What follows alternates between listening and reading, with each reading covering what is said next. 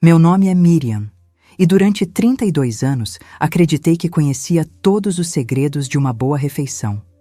Minha cozinha sempre foi meu refúgio, o lugar onde eu transformava ingredientes simples em pratos que alimentavam não apenas o corpo, mas também a alma.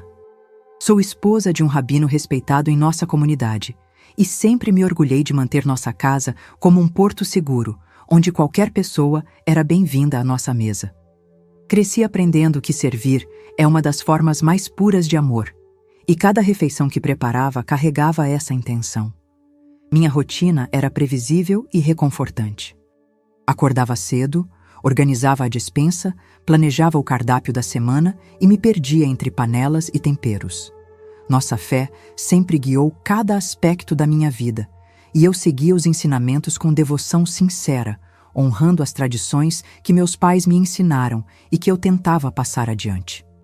Nunca imaginei que um gesto tão comum, tão corriqueiro quanto subir em uma escada para organizar mantimentos, pudesse mudar absolutamente tudo que eu acreditava saber sobre a vida, sobre a morte e principalmente sobre o futuro que nos aguarda. Naquele dia, eu estava apenas tentando alcançar algumas latas de conserva no alto da prateleira. Lembro do cheiro de canela que ainda pairava no ar da fornada de biscoitos da manhã.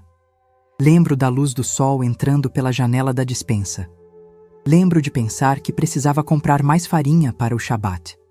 Eram pensamentos normais, triviais, do tipo que preenche a mente de qualquer dona de casa. Mas então meu pé escorregou. Tudo aconteceu tão rápido que meu cérebro mal teve tempo de processar. O mundo girou, meu corpo perdeu completo controle, e o último som que ouvi antes do impacto foi o estrondo das latas caindo junto comigo. A dor foi instantânea e avassaladora, mas durou apenas alguns segundos. Depois veio o silêncio. Um silêncio diferente de tudo que já experimentei. Meu coração simplesmente parou de bater. 18 minutos. Foi o tempo que permaneci clinicamente morta, segundo me contaram depois. 18 minutos que mudaram não só minha vida, mas minha compreensão sobre tudo que está por vir. O que aconteceu durante esses minutos desafia qualquer lógica que eu conhecia. Eu vi algo que nunca imaginei ser possível. Recebi um aviso que me assombra até hoje, não pelo medo, mas pela responsabilidade que carrego. E a parte mais perturbadora de tudo isso? A figura que me recebeu do outro lado era exatamente quem eu, durante toda a minha vida, fui ensinada a não aceitar. Mas o que ele me mostrou sobre o que está chegando, sobre as prateleiras vazias que logo veremos, sobre a escassez que transformará completamente nossas vidas, isso eu preciso compartilhar. Porque o tempo está se esgotando, e o que vi não era apenas para mim. Mas antes, me diga de onde você está me ouvindo agora, porque essa mensagem precisa alcançar o maior número possível de pessoas, antes que seja tarde demais. O impacto contra o chão de concreto da despensa foi brutal. Senti minha cabeça bater com força, e por uma fração de segundo houve uma explosão de dor tão intensa que meu corpo inteiro pareceu gritar. Mas então, quase imediatamente, algo estranho começou a acontecer. A dor simplesmente desapareceu. Não diminuiu gradualmente. Ela foi embora de uma vez, como se alguém tivesse desligado um interruptor. Minha visão ficou embaçada, depois escureceu completamente, e senti meu peito apertar de um jeito que nunca tinha sentido antes. Era como se uma mão gigante estivesse esmagando meu coração, impedindo que ele cumprisse sua função mais básica de bombear sangue. Tentei respirar, mas meus pulmões não respondiam. Tentei me mover, mas meu corpo estava completamente inerte, pesado como pedra. O pânico começou a tomar conta de mim quando percebi que estava perdendo o controle de tudo. Minha mente gritava comandos que meu corpo simplesmente ignorava. Foi nesse momento que compreendi, com uma clareza aterrorizante, que estava morrendo. O medo que senti naqueles primeiros segundos é indescritível. Não era apenas o medo da morte em si, mas o medo de deixar meu marido sozinho, de não cumprir minhas responsabilidades, de interromper abruptamente tudo que ainda tinha para fazer. Pensei nas refeições que não prepararia mais, nas conversas que não teríamos, nos planos que ficariam incompletos. Minha mente disparou em 1000 direções ao mesmo tempo, tentando se agarrar à vida que estava escorregando pelos meus dedos. E então, de repente, tudo mudou. A angústia deu lugar a uma sensação estranha de desconexão. Era como se eu estivesse sendo gentilmente puxada para fora de algo apertado e sufocante. Não consigo explicar exatamente como isso aconteceu, porque não foi um processo físico comum. Foi mais como se minha consciência estivesse se separando, se desprendendo da carne e dos ossos que sempre me mantiveram ancorada à realidade material. E então eu estava flutuando. Sei que isso soa absurdo, mas não há outra palavra para descrever. Eu estava acima do meu próprio corpo, olhando para baixo, vendo aquela mulher deitada no chão da despensa em uma posição anormal, cercada por latas espalhadas e uma pequena poça de sangue começando a se formar sob sua cabeça. Levei alguns instantes para processar que aquela mulher era eu. Meu corpo físico estava ali embaixo, completamente imóvel, com os olhos entreabertos mas vazios, sem nenhum sinal de vida. Era perturbador e fascinante ao mesmo tempo. Eu podia ver cada detalhe com uma nitidez surpreendente, como se minha visão tivesse se tornado mais aguçada do que nunca. Vi meu marido entrar correndo na despensa, o rosto contorcido em horror ao me encontrar. Vi ele ajoelhar ao meu lado, tocar meu pescoço procurando por pulso, começar a fazer compressões torácicas desesperadas enquanto gritava meu nome repetidamente. A voz dele soava distante, abafada, como se estivesse vindo de muito longe, mesmo eu estando tecnicamente ali no mesmo cômodo. Depois de alguns minutos que pareceram eternos, vi os paramédicos chegarem. Observei eles trabalhando no meu corpo com rapidez profissional, aplicando choques elétricos, injetando medicamentos, tentando de todas as formas trazer de volta um coração que teimava em permanecer parado. Ouvi um deles dizer que já tinha se passado 12 minutos, depois 15, depois 18. A cada minuto que passava, a esperança nos rostos deles diminuía visivelmente. Eu queria gritar que estava ali, que não tinha ido embora completamente, mas não havia forma de me comunicar. Era como estar presa atrás de um vidro grosso, vendo tudo, mas incapaz de interagir. E então percebi que não estava mais sozinha naquele estado intermediário entre a vida e a morte. Havia uma presença ao meu lado, algo ou alguém que irradiava uma luz que não machucava os olhos, apesar de ser incrivelmente intensa. Senti um puxão, não físico, mas definitivamente real, como se estivesse sendo convidada a ir para algum lugar. A despensa começou a desaparecer da minha visão, substituída por algo completamente diferente, algo que minha mente judaica jamais esperaria encontrar. A transição foi suave, mas absoluta. Num momento eu estava olhando para os paramédicos trabalhando no meu corpo sem vida. No próximo, eu estava em um lugar que só posso descrever como sendo feito inteiramente de luz viva. Não era apenas iluminado. A própria essência daquele lugar era luz. E no centro dessa luz, caminhando em minha direção com passos calmos e deliberados, estava uma figura que eu reconheci instantaneamente, mesmo nunca tendo acreditado nele antes. O que ele estava prestes a me mostrar sobre o futuro da humanidade, sobre as prateleiras vazias e o desespero que se aproxima, mudaria tudo o que eu pensava saber sobre fé, preparação e sobrevivência. Meu primeiro instinto foi recuar. Toda a minha formação religiosa, todos os ensinamentos que recebi desde criança, tudo que aprendi sobre fé e verdade, começou a colidir violentamente dentro da minha mente. Eu estava diante de alguém que, segundo tudo que sempre acreditei, não poderia ser quem ele afirmava ser. Meu coração espiritual estava em conflito total, dividido entre a negação automática e algo muito mais profundo que eu não conseguia nomear. A figura continuou se aproximando, e quanto mais perto chegava, mais eu conseguia ver seus olhos. Não eram olhos comuns. Havia neles uma profundidade que parecia conter milênios de sabedoria, compaixão e algo que só posso descrever como amor incondicional. Era o tipo de olhar que atravessa todas as defesas, todas as máscaras e vê exatamente quem você é, incluindo cada erro, cada falha, cada pensamento secreto, e ainda assim não condena.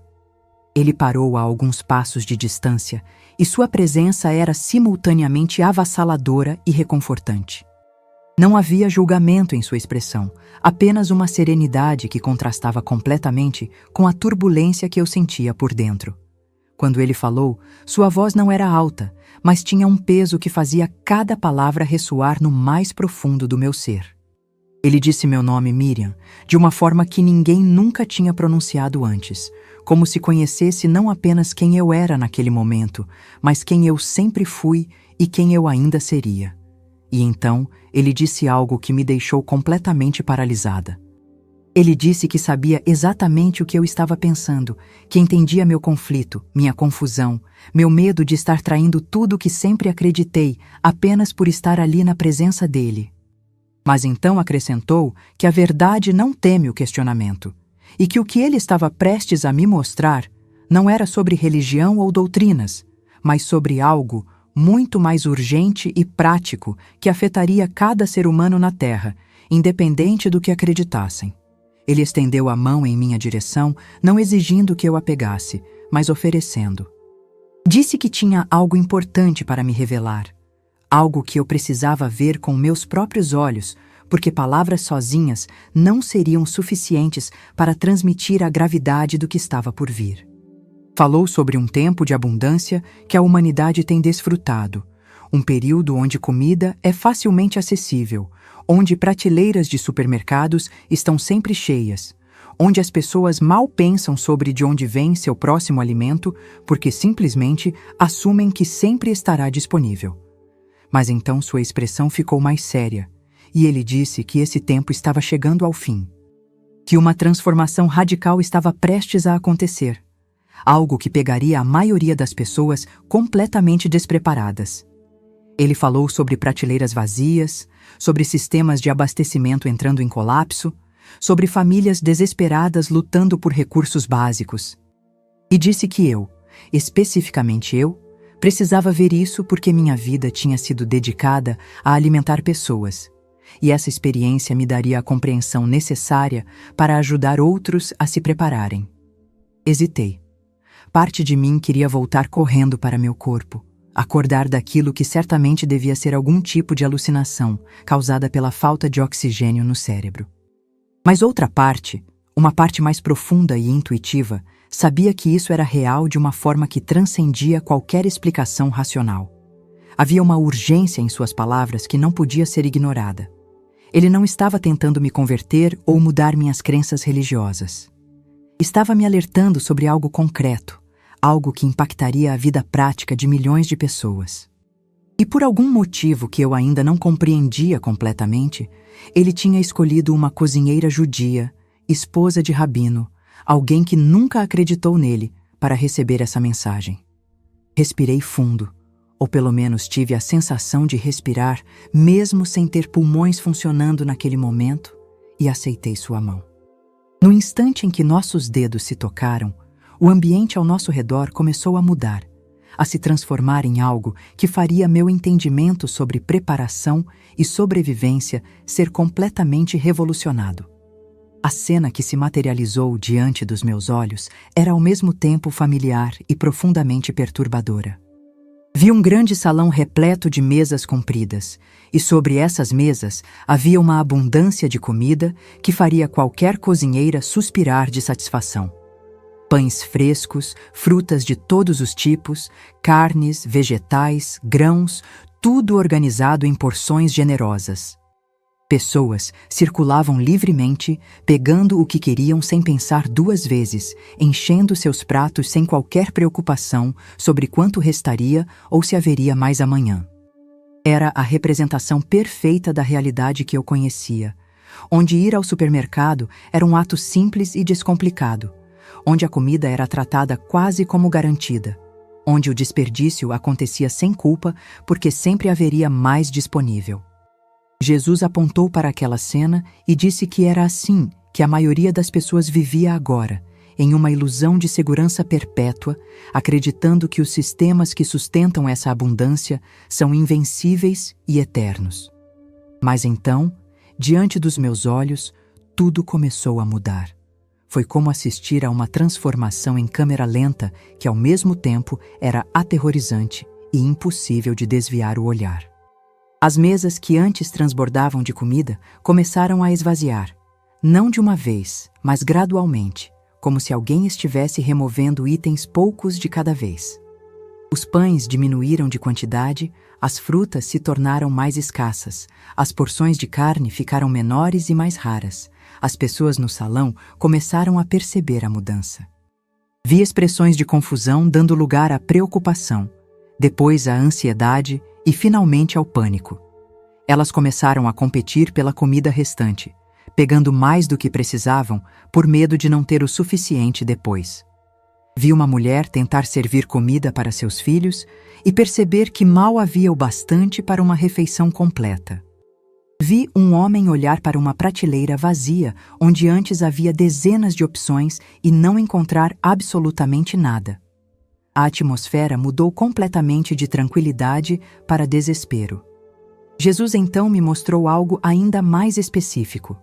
As imagens ao nosso redor se multiplicaram, mostrando supermercados reais com corredores inteiros vazios. Prateleiras que normalmente estariam cheias de arroz, feijão, farinha, óleo e outros itens básicos estavam completamente vazias ou com apenas alguns poucos produtos restantes.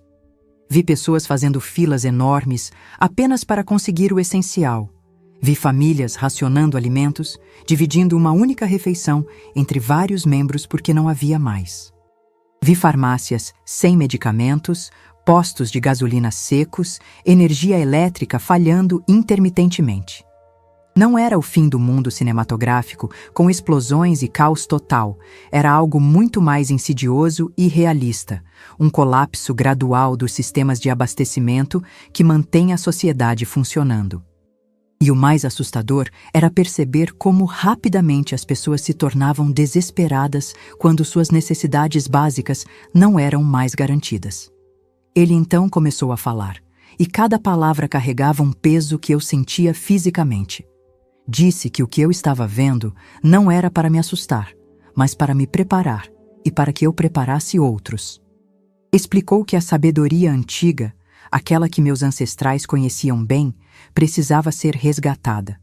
Falou sobre a importância de armazenar alimentos não perecíveis, grãos que duram meses ou anos quando bem guardados, como arroz, feijão, lentilha, aveia. Mencionou a necessidade de aprender a cultivar, mesmo que fosse em pequenos espaços, criando hortas em varandas ou quintais, plantando ervas que servem tanto para a alimentação quanto para a medicina. Disse que o conhecimento sobre plantas medicinais, sobre como fazer remédios naturais, sobre como preservar alimentos sem refrigeração, tudo isso se tornaria precioso como ouro. Não era sobre acumular por ganância ou egoísmo, mas sobre prudência e sabedoria, sobre estar preparado para cuidar da própria família e poder ajudar os vizinhos quando a crise chegasse. E então ele disse algo que mexeu profundamente comigo. Disse que essa crise vindoura tinha um propósito espiritual também, que revelaria em quem as pessoas realmente confiavam, se no sistema humano que pode falhar ou em algo maior que transcende as estruturas materiais. Que os lares que se preparassem, que seguissem essa orientação de sabedoria prática, se tornariam faróis de paz em meio ao caos, lugares onde outros poderiam encontrar não apenas alimento físico, mas também esperança e orientação. Ele me lembrou de palavras antigas que até mesmo eu, com minha formação judaica, conhecia bem, sobre como José interpretou o sonho do faraó e preparou o Egito para 7 anos de fartura, seguidos de 7 anos de escassez, salvando incontáveis vidas através da preparação antecipada. Disse que a história se repete porque os humanos esquecem as lições dos seus ancestrais e que este era um novo tempo de preparação antes da escassez chegar. Olhei para ele com lágrimas escorrendo pelo meu rosto espiritual e perguntei quanto tempo tínhamos. Sua resposta foi ao mesmo tempo vaga e urgente. Disse que o tempo era curto, que os sinais já estavam visíveis para quem tinha olhos para ver, mas que mesmo um dia de preparação era melhor que nenhum. E então disse algo que me fez tremer, que quando eu voltasse, a parte mais difícil da minha jornada estaria apenas começando. O retorno foi violento. Não houve transição suave, não houve preparação. Foi como ser arrancada de um sonho profundo e jogada de volta em uma realidade brutal. Senti meu peito explodir com a força das compressões torácicas que ainda estavam sendo feitas. Meus pulmões queimaram quando o ar foi forçado para dentro deles, e meu coração disparou de uma forma caótica e irregular, que fez todo o meu corpo convulsionar. A dor que tinha desaparecido quando morri voltou multiplicada por 1000. Minha cabeça latejava onde havia batido no chão. Minhas costelas gritavam de dor pelas fraturas causadas pelos esforços de ressuscitação, e cada terminação nervosa do meu corpo parecia estar em chamas. Ouvi vozes distantes gritando que tinham pulso, que eu estava de volta, mas tudo soava abafado e distorcido, como se meus ouvidos estivessem cheios de água. Tentei abrir os olhos, mas a luz do ambiente hospitalar era tão ofensivamente brilhante que tive que fechá-los novamente imediatamente. Os primeiros dias no hospital foram um pesadelo. Meu corpo tinha sido através de um trauma severo e estava se rebelando de todas as formas possíveis. Tive que reaprender movimentos básicos porque meus músculos simplesmente não respondiam como deveriam. Minha memória de curto prazo estava confusa, misturando o que aconteceu antes da queda com as visões que tive durante os 18 minutos morta. As enfermeiras me diziam que era normal, que meu cérebro tinha ficado sem oxigênio e precisava de tempo para se recuperar completamente. Mas elas não faziam ideia do verdadeiro motivo da minha confusão.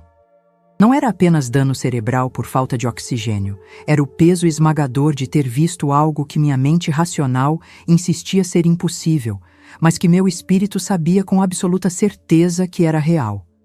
Eu oscilava entre momentos de clareza total sobre a experiência e momentos em que duvidava de tudo, me perguntando se não tinha sido apenas uma alucinação elaborada criada por um cérebro moribundo.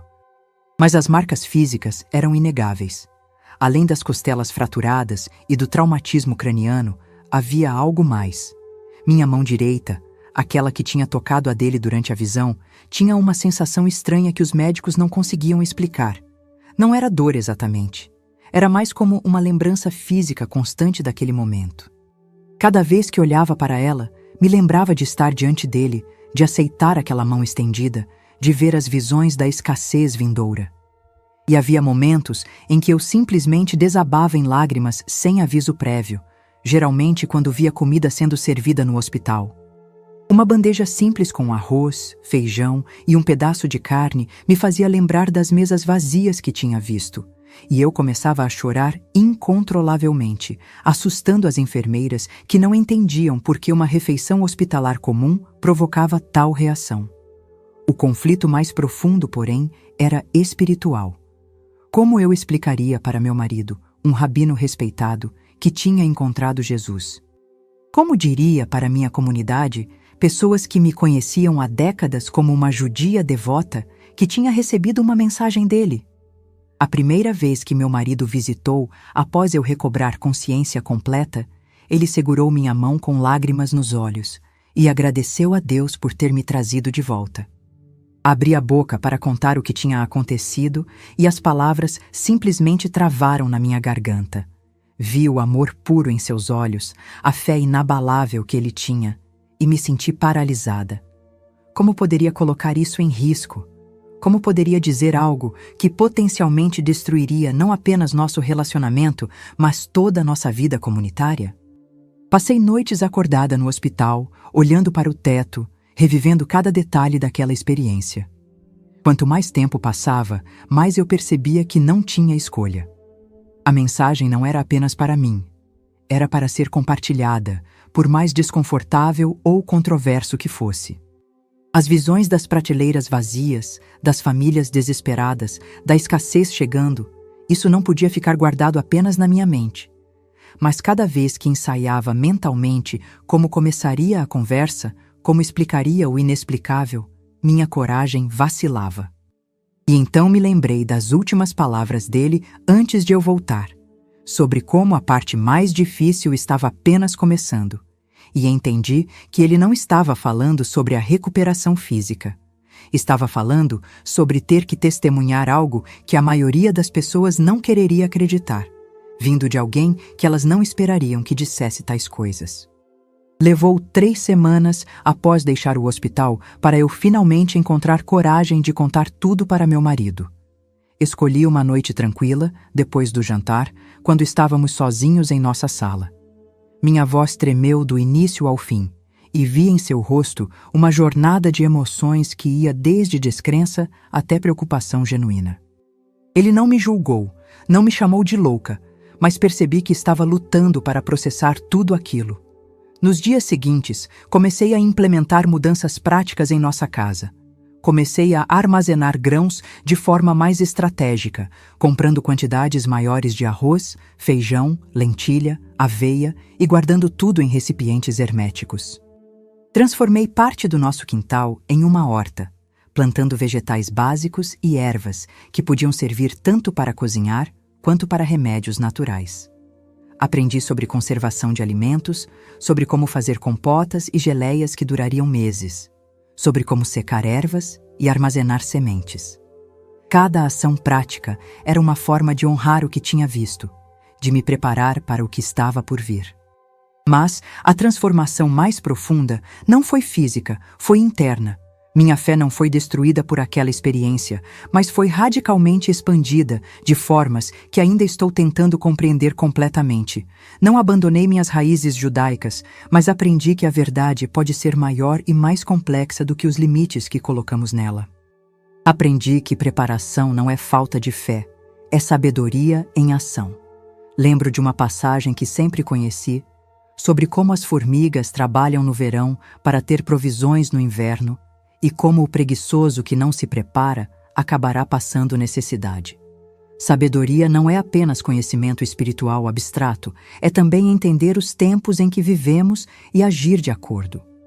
Comecei, com muito cuidado, a compartilhar minha experiência com outras pessoas. Não pregando ou tentando converter ninguém, mas simplesmente contando o que vi e encorajando preparação prática. Algumas pessoas me ouviram com ceticismo, outras com curiosidade, e algumas poucas com aquele reconhecimento nos olhos de quem já sentia que algo estava mudando no mundo, mas não sabia como nomear. Para essas pessoas, eu oferecia conselhos práticos. Comece com o básico, dizia. Não precisa gastar fortunas ou construir bunkers.